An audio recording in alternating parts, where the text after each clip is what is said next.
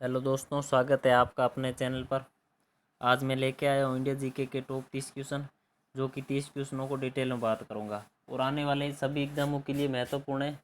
अगर वीडियो पसंद आए तो लाइक, शेयर और सब्सक्राइब करना ना भूलें। और आप हमारे टेलीग्राम ग्रुप से भी जुड़ना चाहते हो तो लिंक डिस्क्रिप्शन में दे रहा हूँ, उसे भी ज्वाइन कर लीजिए। उसमें भी पढ़ाई से संबंधित महत्वपूर्ण जानकारियाँ मिलती रहती हैं, PDF वगैरह। अब हम शुरू करते हैं हमारे क्वेश्चन। हमारा आज का पहला क्वेश्चन है कि अरावली की सर्वोच्च चोटी का नाम क्या है। अरावली की सर्वोच्च चोटी का नाम क्या है? तो ये आपको पता ही है, गुरु शिखर है अरावली की सर्वोच्च चोटी। और गुरु शिखर चोटी की हाइट है 1722 मीटर। और यह आपने कई जगह ये भी पढ़ा होगा कि 1722 या 1727 मीटर। तो अरावली गुरु शिखर की सर्वोच्च चोटी की हाइट तो 1722 मीटर ही है। तो इस 1722 मीटर से ऊपर चोटी से 5 मीटर ऊपर एक दत्तात्रेय ऋषि का मंदिर है। उसको साथ में काउंट करें तब 1727 मीटर हो जाते हैं। अरावली है ये विश्व की सबसे प्राचीनतम ओलित पर्वतमाला है और ये प्री कैम्ब्रियन युग की है। गोंडवाना लैंड का भी अवशेष है अरावली है। अरावली की जलवायु है जो उपाधर है और वर्षा है जो 50 से 90 सेमी होती हैं। और अरावली की कुल लंबाई है 692 मीटर कुल लंबाई। और इसमें से राजस्थान में 550 किलोमीटर है। 692 से 550 किलोमीटर। और इसका विस्तार है जो गुजरात के पालनपुर, खेड़ बर्मा पालनपुर से लेकर दिल्ली की रायसीन पहाड़ी तक अरावली पर्वतमाला विस्तार है।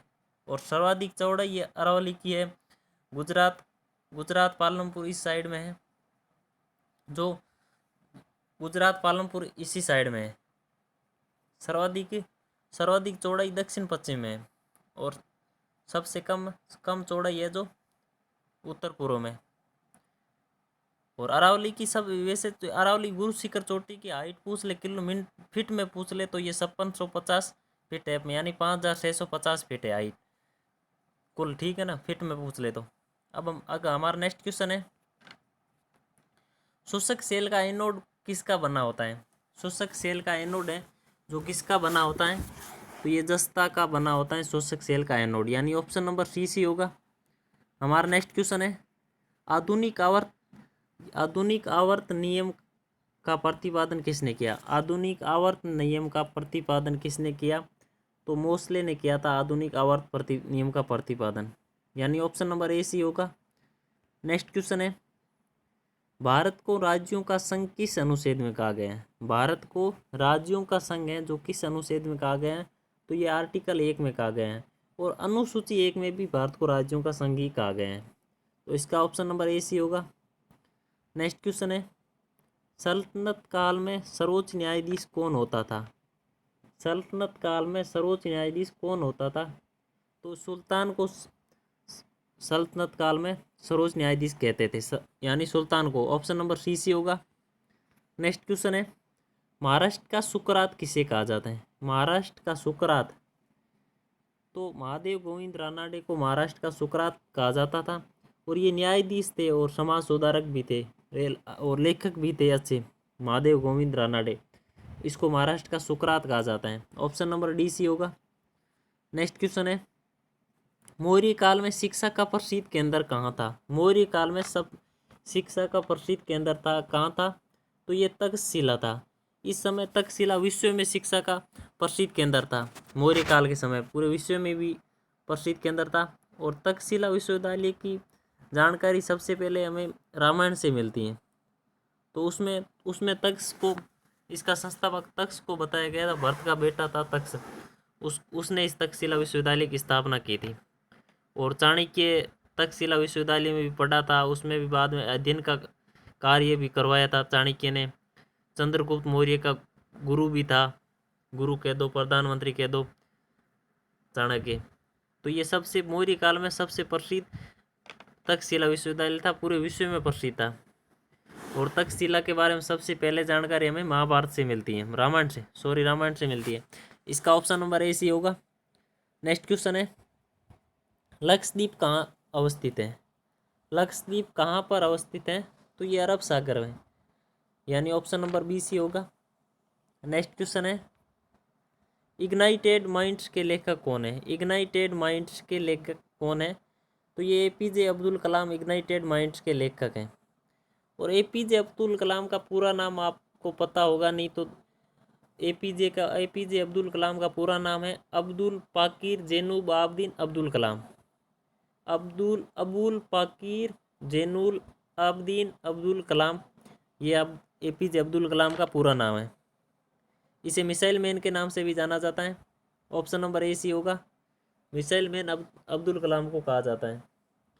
हमारा नेक्स्ट क्वेश्चन है, भारतीय दर्शन की प्रारंभिक शाखा क्या है? भारतीय दर्शन की प्रारंभिक शाखा क्या है? तो ये सांख्य है। सांख्य दर्शन है जो प्रारंभिक शाखा है। और सांख्य दर्शन किसका था? कपिल मुनि का। योग दर्शन पंतजलि का था, सांख्य दर्शन कपिल मुनि का था, यानी ऑप्शन नंबर बी सी होगा। और ये सबसे प्रारंभिक था, सबसे प्राचीन था।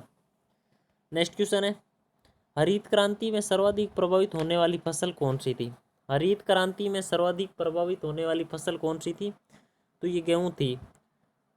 हरित क्रांति का जनक Norman Borlaug, option number D C होगा इसका। नेक्स्ट क्वेश्चन है, आकाश का नीला रंग किसके कारण दिखाई देता है? आकाश का नीला रंग है जो किसके कारण दिखाई देता है? ये प्रकाश के प्रकीर्णन के कारण आकाश का रंग नीला दिखाई देता है, यानी ऑप्शन नंबर डी सी होगा। नेक्स्ट क्वेश्चन है, ऑस्ट्रेलिया का काल गुर्गी किसके लिए प्रसिद्ध है? ऑस्ट्रेलिया का काल गुर्गी किसके लिए प्रसिद्ध है? तो ये स्वर्ण उत्पादन के लिए ऑस्ट्रेलिया का काल गुर्गी प्रसिद्ध है, ऑप्शन नंबर ए सी होगा। नेक्स्ट क्वेश्चन है, प्रोटीन का निर्माण कहाँ होता है? प्रोटीन का निर्माण कहाँ होता है? तो ये राइबोसोम में होता है। राइबोसोम में प्रोटीन का निर्माण होता है, इसलिए राइबोसोम को प्रोटीन की फैक्ट्री भी कहा जाता है। राइबोसोम है जो राइबोसोम के बारे में सर्वप्रथम रॉबिन्स एवं ब्राउन ने 1953 ईस्वी में पादप कोशिका में तथा जी पेलाडे ने 1955 ईस्वी में जंतु कोशिका में राइबोसोम को देखा था सर्वप्रथम।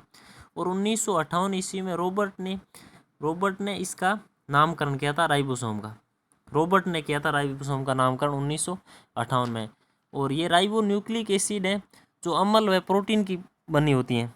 राइबो न्यूक्लिक एसिड है जो अम्ल व प्रोटीन की बनी होती हैं और प्रोटीन संश्लेषण के लिए उपयुक्त स्थान प्रदान करती हैं। और अर्थात प्रोटीन का उत्पादन स्थल है राइबोसोम है जो प्रोटीन का उत्पादन स्थल है, इसलिए इसको प्रोटीन की फैक्ट्री भी कहा जाता है राइबोसोम को। और स्तनी के लाल रुधिर कण में राइबोसोम एवं अंत पर्दर और जालिका नहीं पाया जाता। स्तनी के लाल रुधिर कण में यानी आरबीसी में राइबोसोम नहीं होता है स्तनी के, और अंत पर्दर और जालिका भी नहीं होती है। लाल रुधिर कण द्वारा प्रोटीन विश्लेषण नहीं होता। आरबीसी के द्वारा प्रोटीन का विश्लेषण नहीं होता। तो इसका ऑप्शन नंबर बी सी होगा।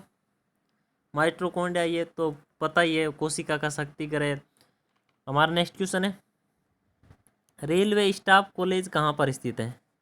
रेलवे स्टाफ कॉलेज कहाँ पर स्थित है? तो ये बड़ौदा में है। बड़ौदा गुजरात के अंदर रेलवे स्टाफ कॉलेज स्थित है, ऑप्शन नंबर ए सी होगा। और गुजरात की कैपिटल है गांधीनगर, राजधानी गांधीनगर है गुजरात की। हमारा नेक्स्ट क्वेश्चन है, भारत रत्न की शुरुआत कब की गई? भारत रत्न की शुरुआत कब की गई?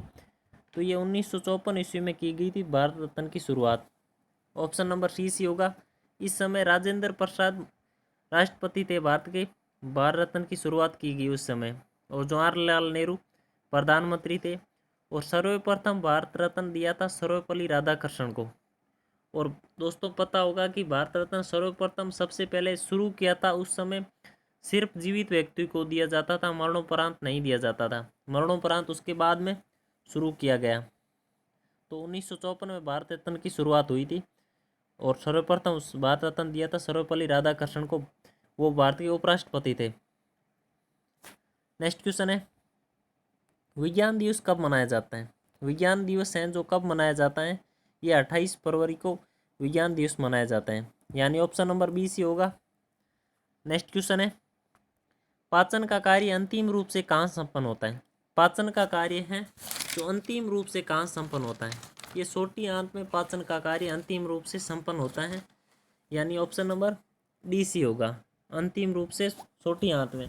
छोटी आंत है जो भोजन की क्रिया पूर्ण होती है छोटी आंत में, और पचे हुए भोजन का अवशोषण छोटी आंत से होता है। और छोटी आंत की दीवारों से आंतरिक रस निकलता है।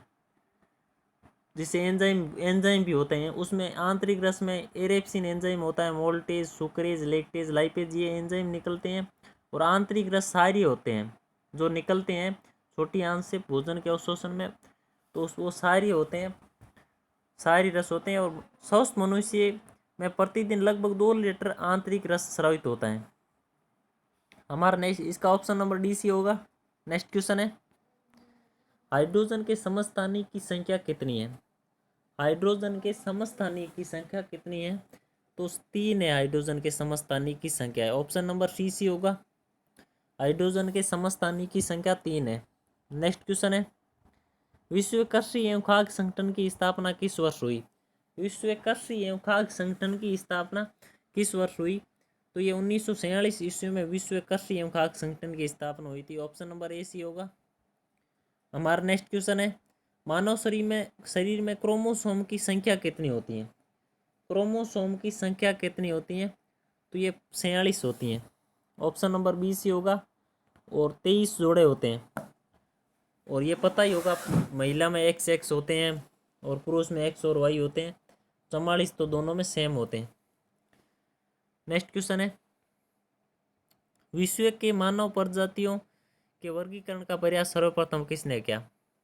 विश्व के मानव प्रजातियों के वर्गीकरण का प्रयास सर्वप्रथम किसने किया था? तो ये वर्नियर ने किया था। ऑप्शन नंबर डी सी होगा। नेक्स्ट क्वेश्चन है, निफ्टी में कितनी कंपनियां हैं? निफ्टी में कितनी कंपनियां हैं? तो ये 50 हैं, 50 कंपनियां निफ्टी में। निफ्टी में 50 है कंपनियां। ऑप्शन नंबर सी सी होगा। नेक्स्ट क्वेश्चन है, द्विदलीय पद्धति कहाँ पाई जाती है? द्विदलीय पद्धति कहाँ पाई जाती हैं? ये USA में पाई जाती हैं द्विदलीय पद्धति, संयुक्त राज्य अमेरिका में। और संयुक्त राज्य अमेरिका की राजधानी वाशिंगटन DC और मुद्रा है डॉलर वहाँ की। नेक्स्ट क्वेश्चन है, वन महोत्सव दिवस कब मनाया जाता है? वन महोत्सव दिवस कब मनाया जाता है? ये 1 जुलाई को वन महोत्सव दिवस मनाया जाता है। ऑप्शन नंबर सी सी होगा। नेक्स्ट क्वेश्चन है, महाबलीपुरम मंदिर किस राज्य में स्थित है? महाबलीपुरम मंदिर किस राज्य में स्थित है? ये तमिलनाडु में स्थित है महाबलीपुरम मंदिर।